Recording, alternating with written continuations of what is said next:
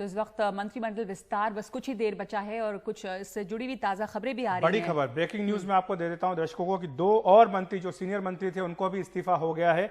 आपको बताएं कि रविशंकर प्रसाद जिनके पास 3 मंत्रालय थे, कानून मंत्रालय, इलेक्ट्रॉनिक्स था, IT मंत्रालय था, उनका भी इस्तीफा हो गया है। इसके साथ साथ प्रकाश जावड़ेकर जो जिनके पास 3 मंत्रालय थे, पर्यावरण, भारी उद्योग और सूचना प्रसारण, उनका भी इस्तीफा हो गया है। तो ये 2 बड़े नाम जो अभी तक सामने नहीं आए थे। हमने जैसा कहा था कि सरप्राइज 1.0 था, सरप्राइज 2.0 अब ये आ गया है, सरप्राइज 3.0 थोड़ी देर में फिर आएगा। लेकिन ये बड़ा सरप्राइज आया है कि रविशंकर प्रसाद और प्रकाश जावड़ेकर इनका भी इस्तीफा हो गया है। सारे जिन जिन के इस्तीफे हुए हैं उनका नाम एक बार मैं पढ़ करके सुना देता हूं। नगमा सदानंद गौड़ा जो कि कैबिनेट मंत्री थे, रविशंकर प्रसाद, थावरचंद गहलोत, रमेश पोखरियाल निशंक, हर्षवर्धन, प्रकाश जावड़ेकर, संतोष गंगवार, बाबुल सुप्रियो, धोत्रे संजय और रतनलाल कटारिया, साथ ही प्रताप चंद्र सारंगी। तो इस तरह से 11 मंत्री हैं जिनमें कि कई कैबिनेट मंत्री हैं, उनका इस्तीफा हुआ है। सबसे बड़ा नाम जो आपने बताया रविशंकर प्रसाद का इस्तीफा हुआ, प्रकाश जावड़ेकर का इस्तीफा हुआ, इसके क्या मायने हैं? इनके पास 3-3 पोर्टफोलियोज थे, तो इनके पोर्टफोलियोज में फेरबदल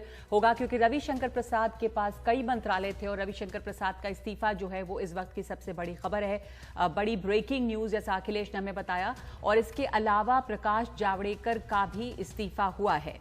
तो रविशंकर प्रसाद और प्रकाश जावड़ेकर का जो इस्तीफा है उसके बाद जो और सरप्राइजेज हैं उसमें अब ये सरप्राइज क्या ये पोर्टफोलियो फेरबदल से या उनके पास से कुछ पोर्टफोलियोज हटाए जाएंगे, इसके लिए ये हो रहा है? देखिए 3-3 मंत्रालय दोनों ही नेताओं के पास थे। हालांकि क्या कारण है अभी ये स्पष्ट नहीं है, लेकिन प्रकाश जावड़ेकर की परफॉर्मेंस को लेकर के जरूर सवाल उठते रहे हैं। जहां तक रविशंकर प्रसाद का प्रश्न है तो अभी हाल में सोशल मीडिया को लेकर के जिस तरह का विवाद हुआ, ट्विटर के साथ जो तनातनी सरकार की चल रही है, हो सकता है वो भी इसका एक कारण रहा हो। लेकिन बिहार के अपने जो समीकरण हैं वो भी इसके लिए फैक्टर हैं, क्योंकि पहले से ही बिहार से 5 मंत्री थे। अब चूंकि RCP सिंह, पशुपति पारस 2 कैबिनेट मंत्री और बन रहे हैं, तो ऐसे में कितने मंत्री बिहार से हो सकते थे? शायद ये भी एक कारण रहा हो जिसके चलते रविशंकर प्रसाद का इस्तीफा किया गया है।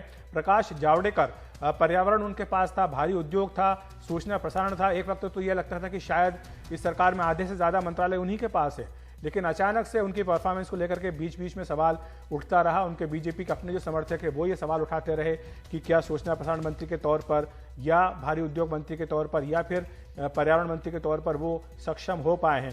पर्यावरण मंत्री के तौर पर भी कई सारी चुनौतियां थीं और क्या वो उनसे निपट पाए या नहीं निपट पाए, ये भी एक कारण रहा है।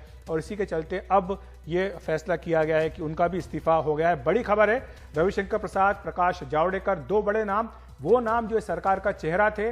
प्रकाश जावड़ेकर जो कि सरकार के मुख्य प्रवक्ता थे, कैबिनेट की ब्रीफिंग वो किया करते थे, पार्टी की प्रेस कॉन्फ्रेंस में भी उतरा करते थे। रविशंकर प्रसाद हो या फिर प्रकाश जावड़ेकर, दोनों ही इन वरिष्ठ मंत्रियों का इस्तीफा साफ तौर पर यह इशारा कर रहा है कि किस तरह से उनकी परफॉर्मेंस को लेकर के सवाल उठाए गए हैं PM की ओर से, और उसके बाद उनका इस्तीफा ले लिया गया है। अन्य नाम भी हैं जिनकी चर्चा तो हम खैर लगातार कर ही रहे थे।